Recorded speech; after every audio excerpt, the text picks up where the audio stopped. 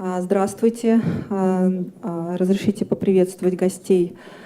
Dear colleagues, I would like to greet the guests of our talk show. My name is Evgeny Marinas, advisor to the President of the Council of Architects of Russia.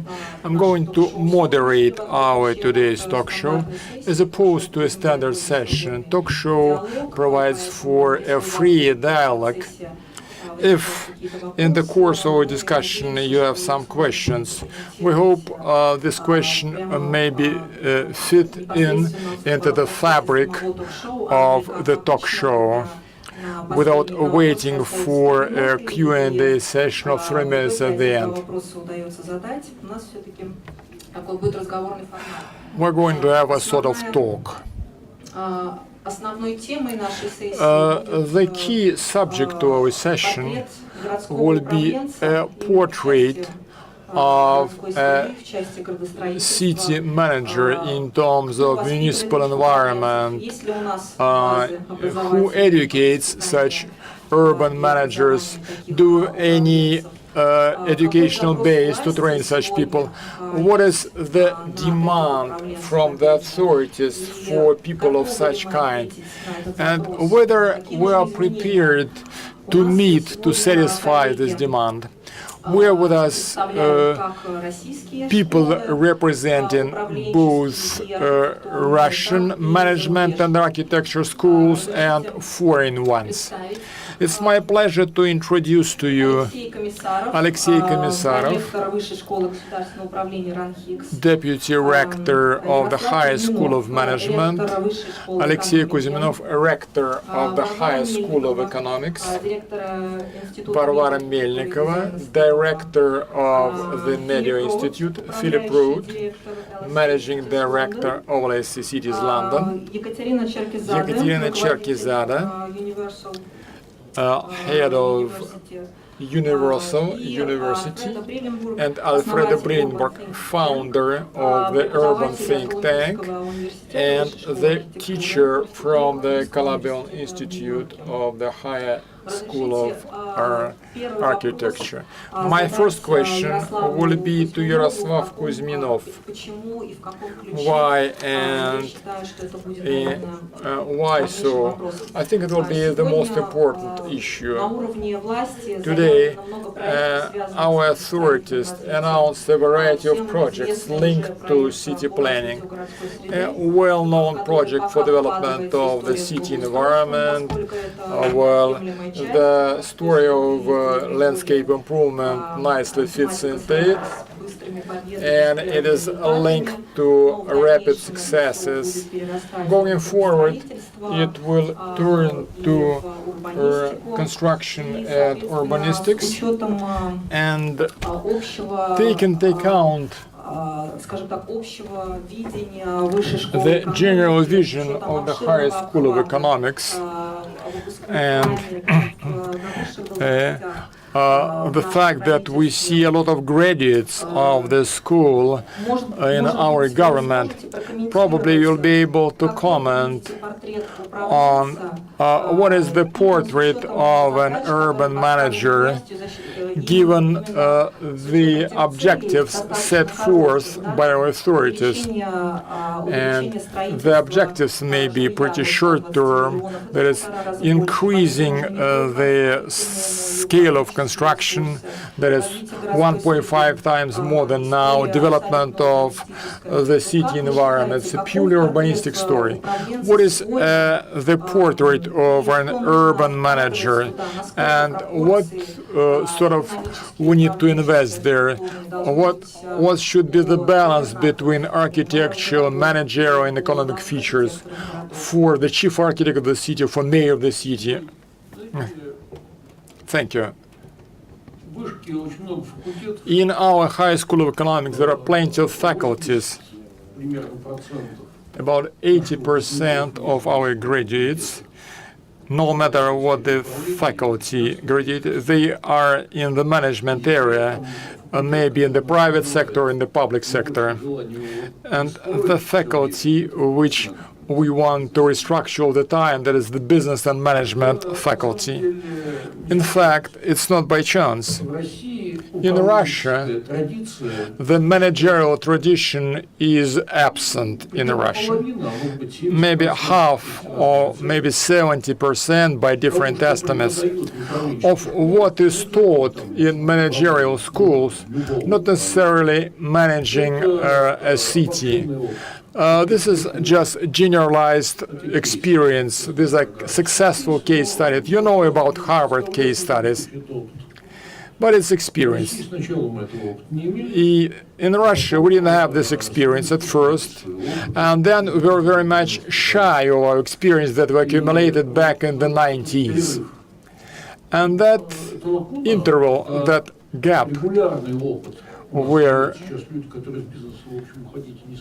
well, people have regular experience and they want to stay in business and in municipal management, people who are maybe 60 years old, this experience creates a lot of problems for managers. And managers are taught at random.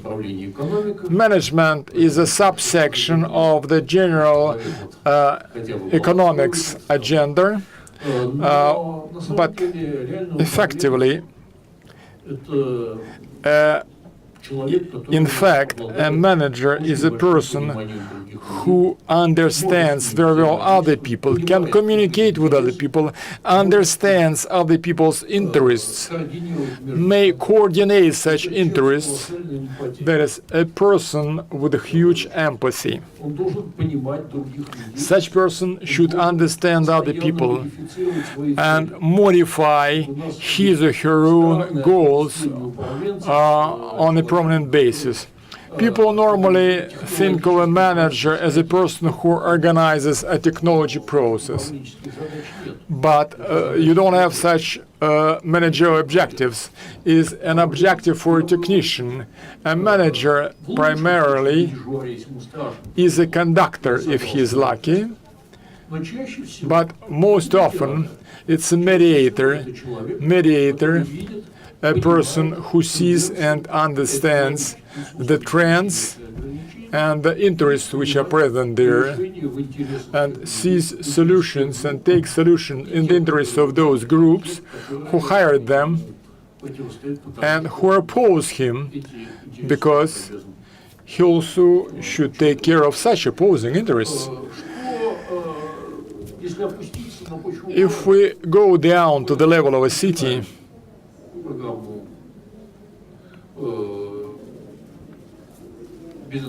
we're about to launch an urban planning program. Clearly, economics is present there, urban economy is present there. These are communal networks. It will be a special subject because the blood circulation system of the city, you cannot do without it. And this is smart city as well, digital city, housing. This is a much wider notion than just housing construction, as people think in Russia. And in itself, the objective to create a manager is an objective. We need first to find such manager. Alexei is in a better position to describe to you how to look for managers. We did it under his guidance. Alexei will give you a picture as it is now. I was talking about how it should be. Alexei dealt with people who were later described as leaders in Russia, and they are very different. They are very diversified, and they have different background. Alexei, then, probably a question to you. You have a program for Russian leaders which started from scratch. To what extent this tool for, let's say, selecting or screening managers can be fine-tuned to meet some challenges of the industry? Well, there is a demand for city development managers. Can your curriculum respond to that? What may be a tool here? It's not only can, but it should Frankly speaking, I would say what sort of shortcomings we see and what sort of victories we see there in our curriculum. It's too early to talk about our victories. You can read about that. We're about 200,000 bids, and the biggest thing we pride ourselves on, that competition will be transparent and honest. And people who raised to the level of semifinals and finals made sure of that. What are the subtleties there? Let's say conditional portrait of the best hero was a pretty blurred one. Just to look for the best people and for the best managers is a difficult task. It's an uphill struggle. And jointly with our members of the supervisory board, we try to more clearly identify our needs and to look for people in accordance with such needs. I wanted to mention their educational program for which I'm responsible, that is the HR Reserve of the Country program. I would say that the key thing in a manager is a teamwork. And we intend people to take more, let's say, care of their teamwork. The authoritarian method of control is prevailing in this country. I think that the system should be changed in order to be more efficient. To this end, well, we want, for example, a future governor. And from our program, we have 9 governors appointed last year. A governor should be the best, should not be the authority, the best authority on urbanism or architectural arrangement of space. The governor should find a person who will be able to do it properly and to hire such person on his team, and jointly with such person to transform the territory which is managed by this government. And it gives me great pleasure from this perspective that in our program there was a lot of demand for presentations by mayors of different cities. Among other things, we had Mr. Sobyanin with presentation. Clearly, the cities are becoming increasingly important, and all this process of globalization are taking place all over the world, and moreover, our leaders better understand the change of city environment and the improvements which are made in the city are not intended not only to make life of people comfortable. It's an important element of economic development for which a governor or the mayor are responsible. You cannot develop an innovative economy in a city where there are no proper conditions for life and recreation, for comfortable living. It's an important thing which should be promoted further and clarified further, and then our cities will become even better and more beautiful. Thank you. Varvara, I have a question to you. Strelka Institute, today it represents works in different areas. You have consortia which work in different regions, and you probably have the most comprehensive view of who are managers, let's say, at the regional or ground level. I'm talking about managers in terms of city planning. And in your opinion, what such people are lacking now and what they need as a first priority? The federal program that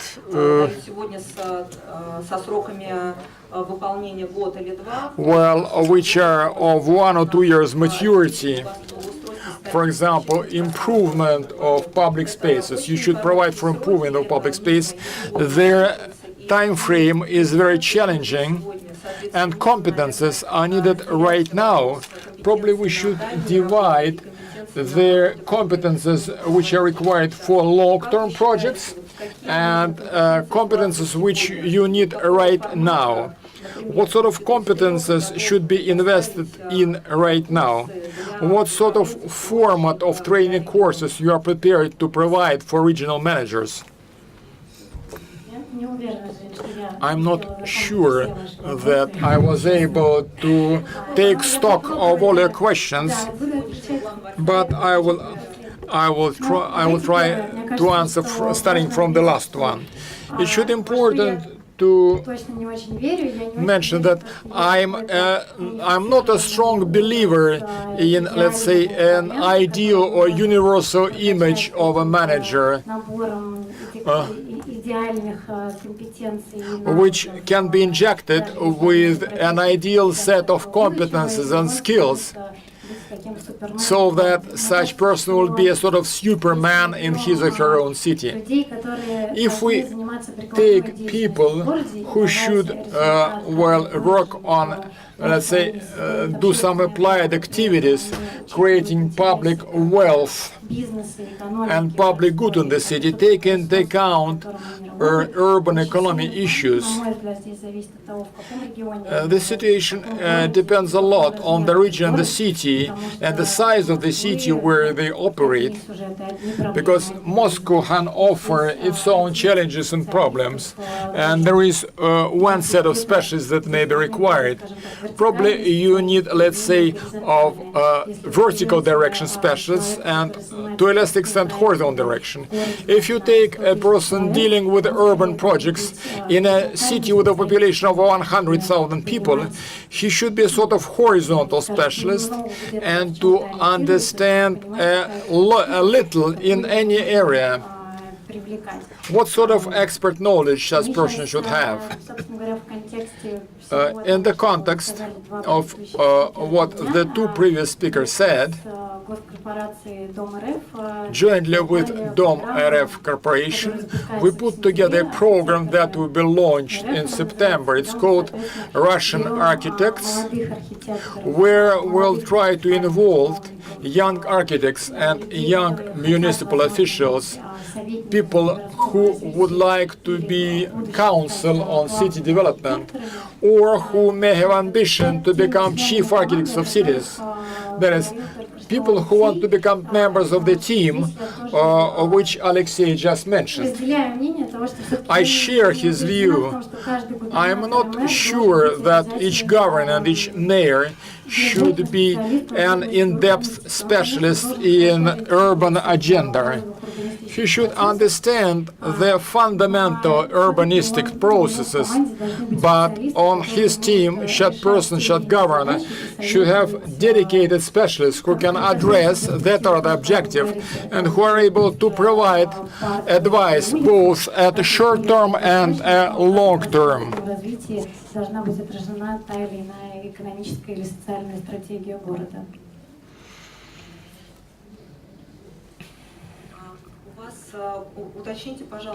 Could you specify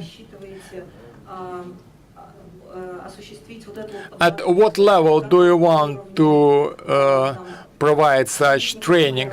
Is it training intended for council, for mayors, or chief architects for municipalities? It's an important detail. You were quite correct in saying, and I 100% agree with you, that a mayor should not be a specialist on urbanism. Urbanist is a specialty. It's an interdisciplinary subject, and it should be developed in parallel with other areas. Whom do you train? What is the career trajectory of such managers once they graduate from your courses? I don't think that each person has some urbanistic expert knowledge should be a manager by all means, because manager is a sort of responsibility, and a creative person either wants to assume such a responsibility or doesn't want to assume it. We do not retraining people. It's very difficult to retrain people who have a certain background of knowledge of their own. We involved in this program rather people who want to be part of changes in their cities, and one of their possibilities to participate in such change is to become such young architects in cities or council on city planning. Thank you so much. В связи с этим Ekaterina, the question goes to you. You've just set up the Universal University, and you are relying on your long-term practice, and it is an interdisciplinary creative institution. And how do you view the application of your future managers' skills and habits, and those who are dealing with urban development? And some results are to be visible in the foreseeable future as to this new educational pattern. Our university encompasses various schools, and they are aligned altogether, and they are also encompassing design, architecture, art, computer games, music, and on the whole, we are focused on the creative sections. And I would like to first and foremost discuss the Marsh School, which is a part of our university structure. And it is really essential for me to spell out various theses. When we talk about the urbanistics, apart from the architect's training, it's worthy to mention the program Morning. And it trains the architects of the territories. And another project is Marsh Lab, and it develops territories at the expense of some experts which go to a specific location, and they work together with the leaders, with the citizens of this area, and altogether within 2 or 3 weeks they shape up a concept which becomes a foundation for a specific territory development and follow-up changes. So this morning program trains people, and Marsh Lab formulates concepts, providing a specific format. And some acute and pressing problems may be discussed further. As to the leaders' development, so we are talking about the gardeners. They are the leaders of the new specific environment. They shape up the ecosystem, and that's what we have to be guided by. This might be a region, a creative cluster, a region, a city, or so. And these people take part in the shaping up of a specific environment. And this is a component part of our business, and that is essential for leadership. And the leader is a person who is fully in charge of the environment. And we sometimes say that there is an architect, or there is an administrator, or there is another person to do the job. But I see the future as a part of the multidisciplinary approach. And all skills, habits, and competences should be built up in various spheres. And I'm talking about architects. They are becoming not only painters, but they may become leaders of some specific changes, as well as businessmen and entrepreneurs. And another thing to mention, those who are decision makers in GR, they may address the colleagues from other industries. And on the one hand, this is a multidisciplinary approach, and another part of it is that you may become a person to complement other competences. should know where to take people from to align a team. Also, it's worthy to get focused on the problems of a specific region and not necessarily always offering some universal solutions for every region. That is not the case, and we need some kind of a boutique approach. And the fundamentals of that concept is the historical and cultural context of every city and town. And also the participation of the urban community is an indispensable part of the business. When we talk about the industries per se and creative industry per se, it presupposes the active format for the development of each type of a territory via culture, via festivals, via some activities and formats, and the specific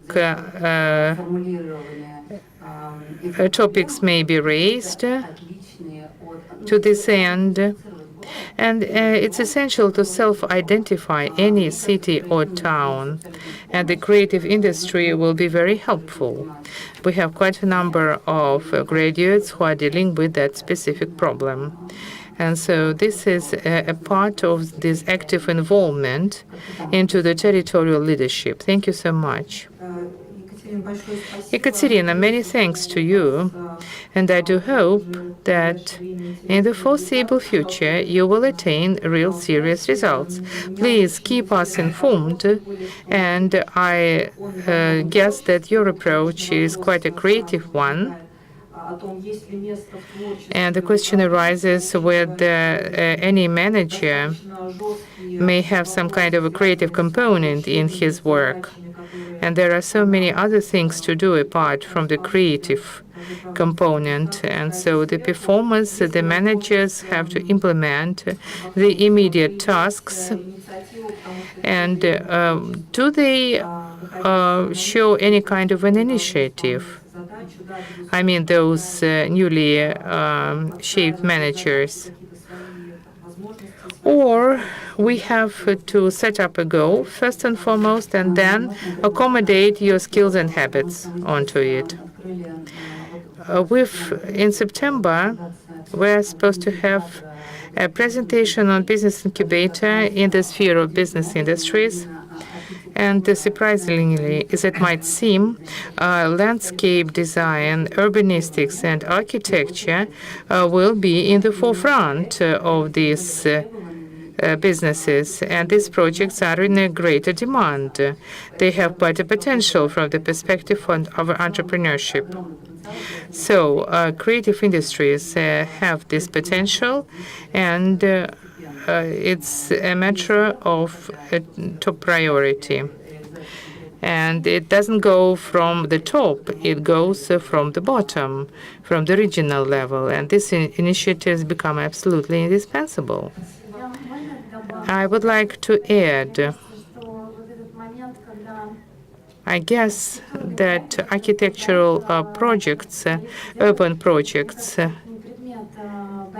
is not something to compete on and fight for.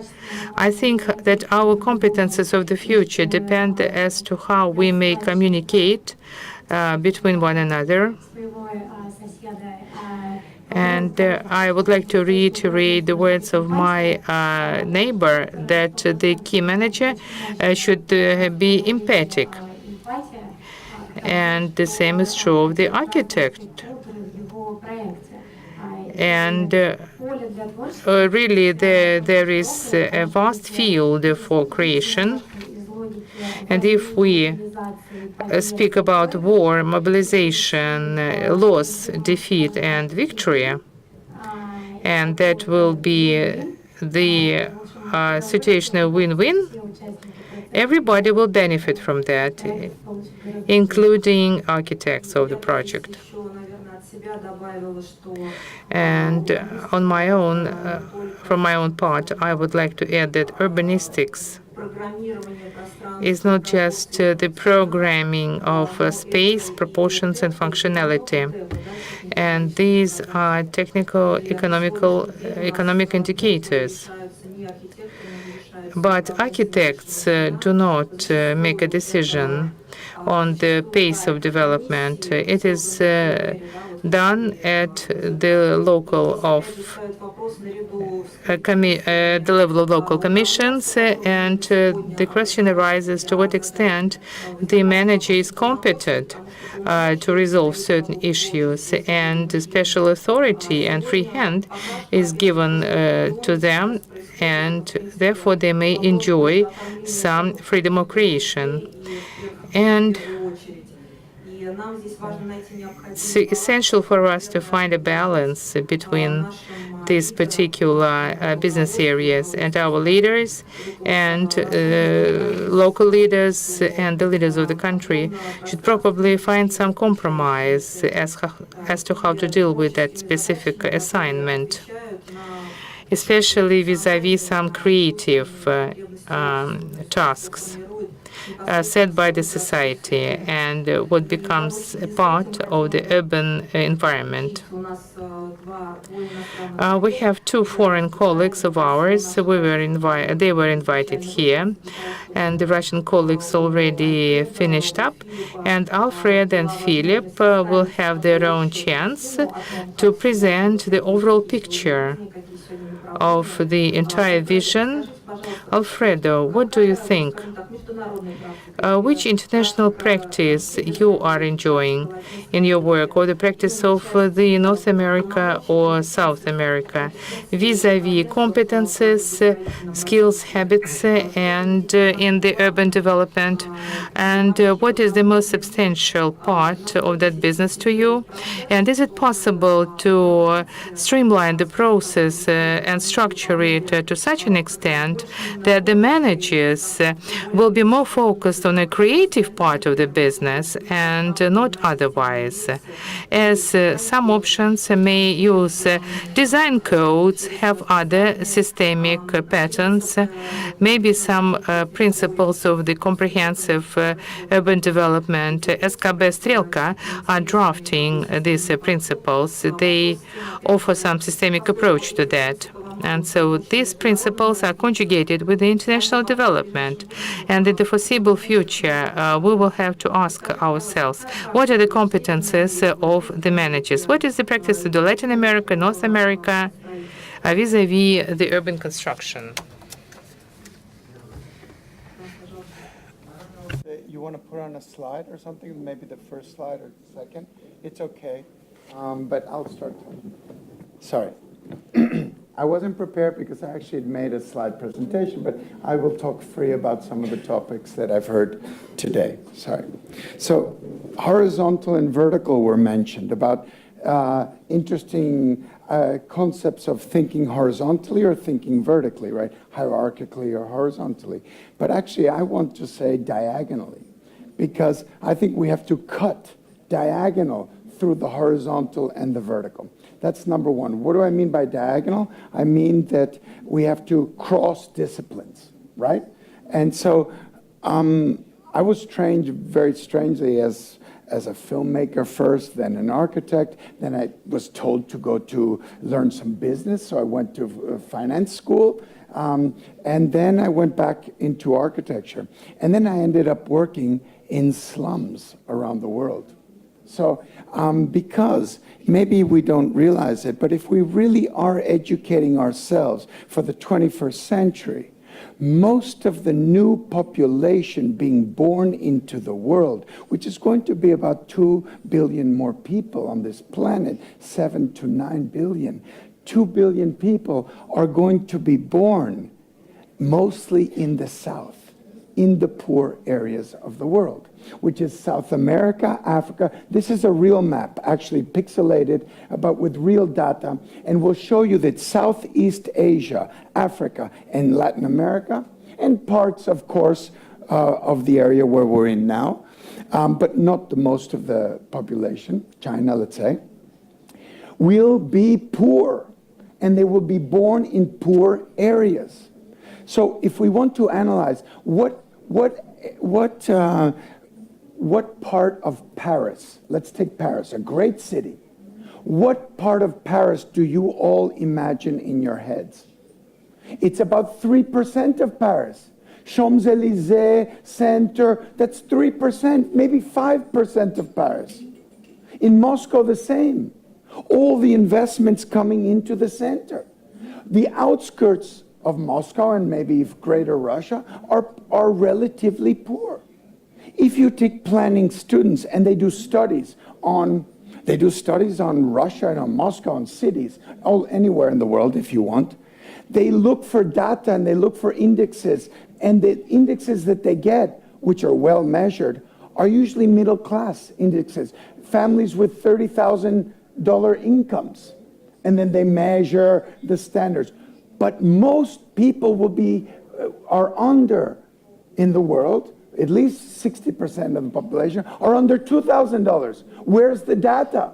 How do we know how they want to live? How do we know how we're going to incorporate cities to the poor people, right? Because we're looking for more diverse cities. Now, having said that, sorry, I'm going maybe a little bit too much. It's okay. Okay. So, Henri Lefebvre years ago, in the 60s, 70s, here you will see Rio de Janeiro on the screen. All the red spots are the poor favelas of Rio. Now, they're no bigger than 150,000 people, but they're spread all over the city. Maybe next slide, go ahead. Here you see, very interesting, the municipality of Jerusalem. And it's the black line, which is the municipality of Jerusalem. But you see the top part of Jerusalem is cut off by the wall. So there's a piece of the Jerusalem municipality that is cut off by a wall separating the Palestinians from the rest of the municipality. Now, if you live inside that top piece of Jerusalem municipality, you have the right to work in the Israeli municipality of Jerusalem. But let's go to the next picture. Next picture. Continue on. So I went to that top piece and I asked people to draw me maps. Go ahead, next. West of this West Bank piece. And this is the wall you cross. Next picture. And this is the girl who took me around, who's studying planning at Hebrew University and lives on the other side of the wall. Next picture. She drew me an image of a city with skyscrapers like New York City. I said, that's not possible. Show it to me. Next picture. Again, another one. It's called Kufr Agab. Next. Then she took me to a place where they're building skyscrapers with no regulation. No municipality, no governance whatsoever. Why? Because if you live in this little piece of the Jerusalem municipality on the other side of the wall, you have access to a work permit in Israel. So it's become a boom, a real estate boom. So what I want to say, and we can stop there with that, is if we really want to teach people what's happening in the world, we have to take them into the world. We cannot keep them on a desk, behind a desk. You're not going to teach anything. Because to be a great manager, to be an urban thinker, you need to have case studies like Harvard, and you need to understand and immerse yourself in the unknown. Because what happens, now we're very good in Moscow when money is going well. But I'm from Venezuela.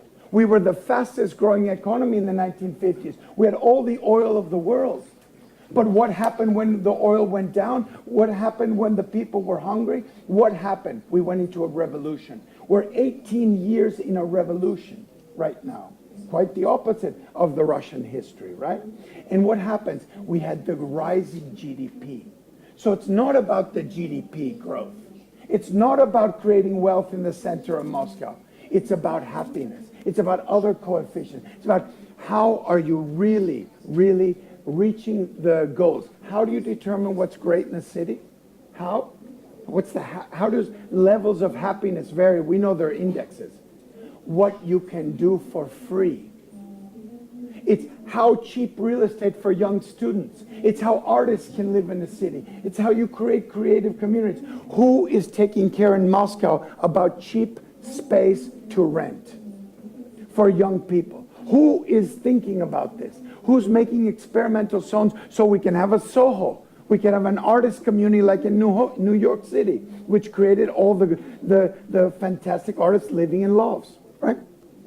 I say all this to address the creative lab issue. Strelka and the other lab that I heard just recently are doing the right thing. They're trying to make cross-disciplinary ideas. The creative, bringing the creative back into managerial thinking. Why? Because not every problem looks like a nail and you can hammer it, right? The problems are very complicated. So what do you need? You need out-of-the-box thinking. You need, so do you guys know who the president of Albania is? He was an artist. He was showing at the Venice Biennale, Edi Rama, in the same moment that he was elected president. He was first mayor he was first the mayor, now the president, and he had no money. And he really changed, he's trying to change what Albania is all about. No, it's from an artist. I want to see more artists, more creatives in government. Okay, having said all that, I'm about to reach the conclusion. We need to break down hierarchies. The problem is the large scale, yes, you need a city architect, you need a mayor. How can a mayor of Moscow govern 12 million people? I think that's a little bit too much. We'd have to break down that structure. Still, there can be a centralization, but needs to break down. Large scale overseas transportation, all those big issues, of course.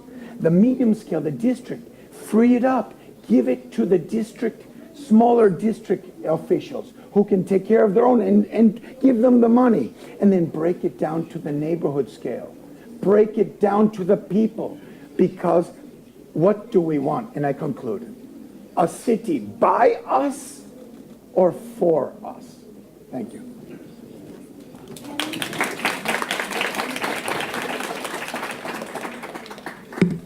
Альфредо, вы задаете провокационный вопрос. Alfredo, you're asking provocative question.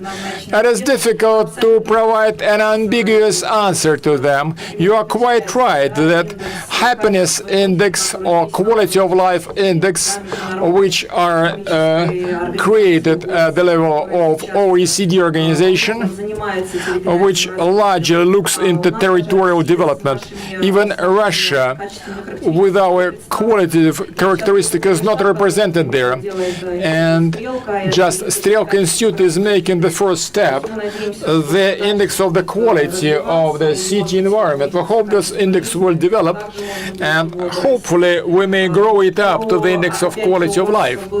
Now, you also mentioned another provocative question about the poor, cheap leases. And lease market is all gray area in this country. And we need to develop the rental housing market, because the only way in many countries of the world to ensure a proper quality of life without saving money for procurement of own apartment, without raising a destructive mortgage loan. Decentralization is a poverty question. Our municipalities are very centralized. All the government is highly centralized. It's a provocative speech you made here, and we have another interesting issue to discuss. We have a question to Philip. Philip, could you discuss with us about UK? How do you see, what sort of experience you have in creation of educational structure for urban managers? Where do you see the possibility of using UK experience in Moscow and in Russia in general? Thank you very much. So I thought I would immediately offer a reflection on our programs, but what we have just heard so far is too interesting to just leave without commentary. And in particular, this idea of breaking down hierarchy, which Alfredo just passionately pleaded for, in some ways has a degree of tension with the whole session, where we're talking about urban leaders. And urban leaders, by definition, imply hierarchy, and begs the question, what kind of knowledge, what kind of leadership do we then introduce at this central node of greater control than, let's call it, the average citizen in the city? And, very happy to debate that. But I took the session in that sense more literal and was thinking about a few insights we at the London School of Economics are able to share after having experimented for about 2 decades with new urban programs, so pushing the boundary beyond conventional architecture, conventional planning, geography, and so on. And there are a few insights which may be helpful for this discussion. And it's developing programs across a spectrum, from PhD programs to master degrees to a different generation of executive training, which I'll want to come back to. So first of all, the session is about future leaders. My biggest worry is, what about the current urban leaders? Who educates them? Who trains them? If you think of the new urban agenda and the big celebration about a predominantly urban world now, one of the key messages was our current capacity dealing with this urban planning is dismal. And we can't wait until the new generation is educated and ready for the job. We really need to engage with people who are in charge now and who are desperate for more knowledge, more information, and ultimately greater leadership skills at the city level. The second conflict we have identified is around educating for context. We have heard from colleagues here in Moscow very specific dedicated programs to understand the Russian context. We've seen these programs in India, in many parts of the world, which are able to synchronize what's needed to a specific bureaucratic setup. If you offer a global program, that's not going to work. And it begs the question, what is the more universal stuff which transcends very specific institutional contexts in different countries?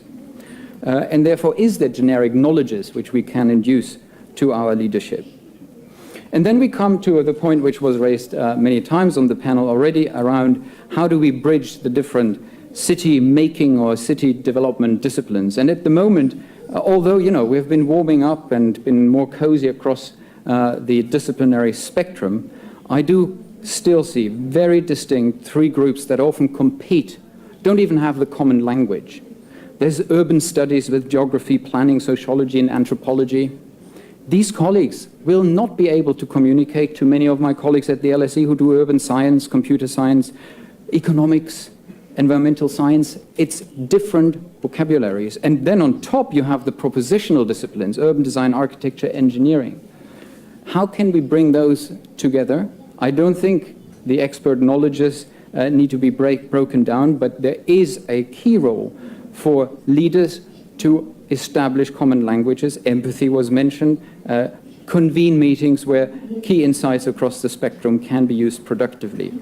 What we're not teaching any of our leaders, and I include most of the LSE courses in this, where yes, heads of states have emerged over the past and presidents even, but we have never taught them to really navigate the politics of a country or a city. These are skills which I think are at the absolute beginning of having to be developed. And that's not only leadership skills as in, mediation, negotiation, convening, communications. These need to be mapped onto substantive issues around the city. There needs to be a minimal understanding of how you read the city, how you understand the city, and what cityness is all about.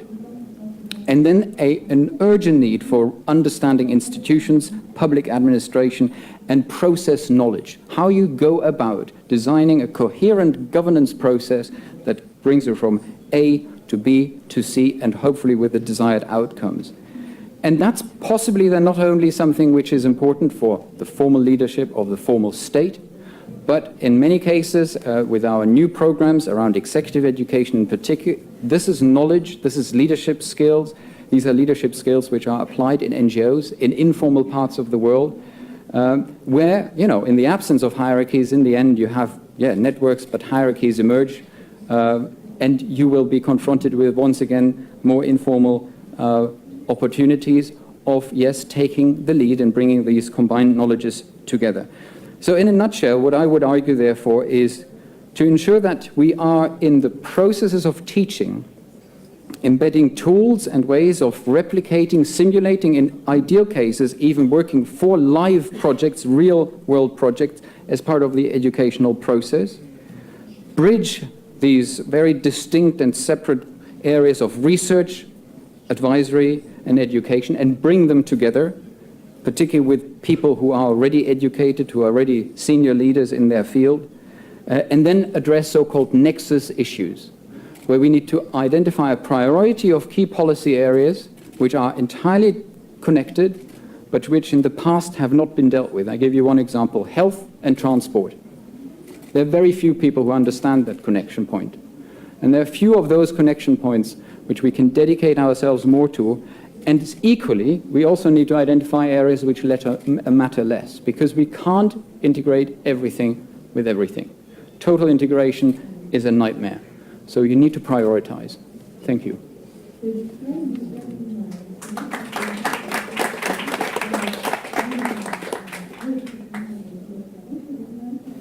Большое спасибо. Thank you very much. Very interesting statement, and the main experience that we may gain from here is flexibility of a curriculum vis-a-vis current demands. Alfreda, tell me please, you had some comments on this proposal.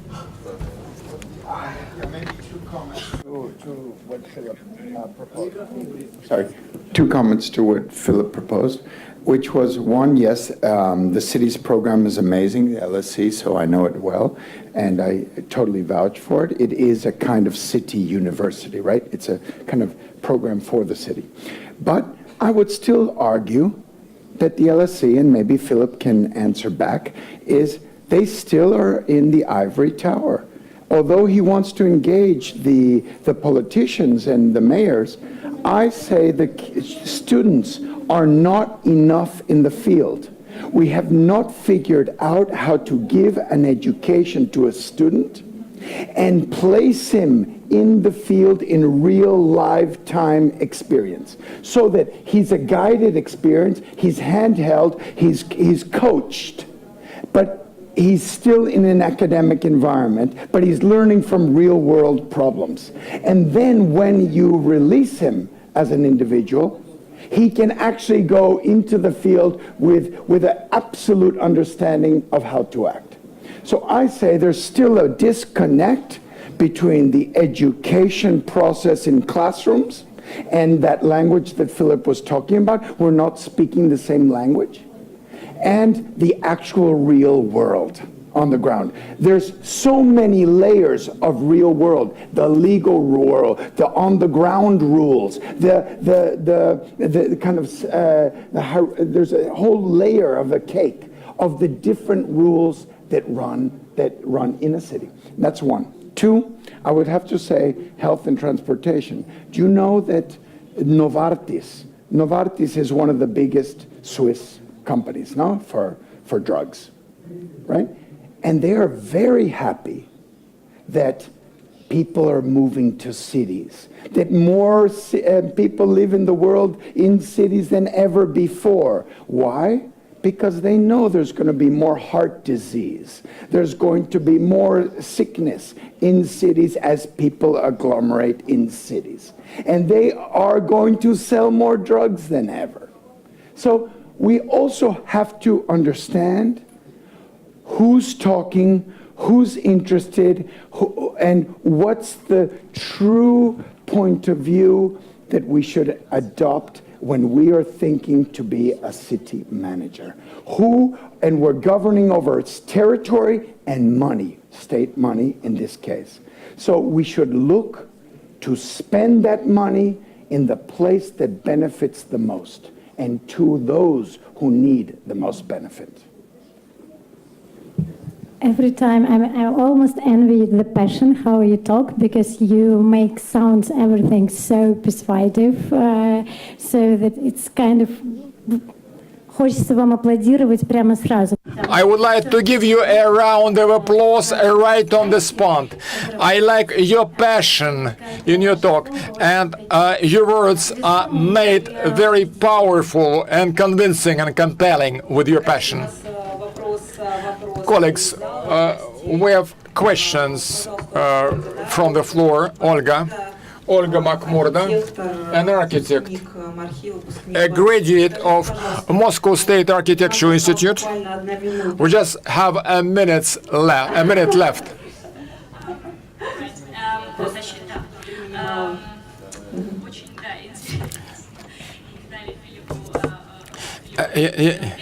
Philip did not have enough time to answer, but Alfredo was talking to the extent that we should make a diagonal cut that should across disciplines, and we should combine vertical and horizontal.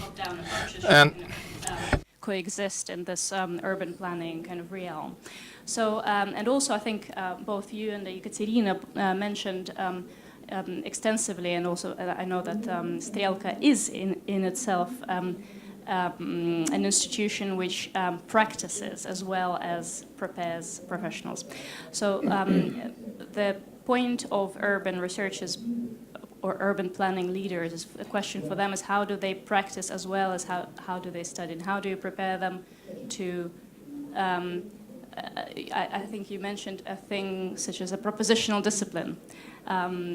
Architectura, urbanism, propositional disciplines, and then there are research disciplines such as anthropology, sociology, etc. So how do we integrate propositional discipline approach into preparing urban leaders?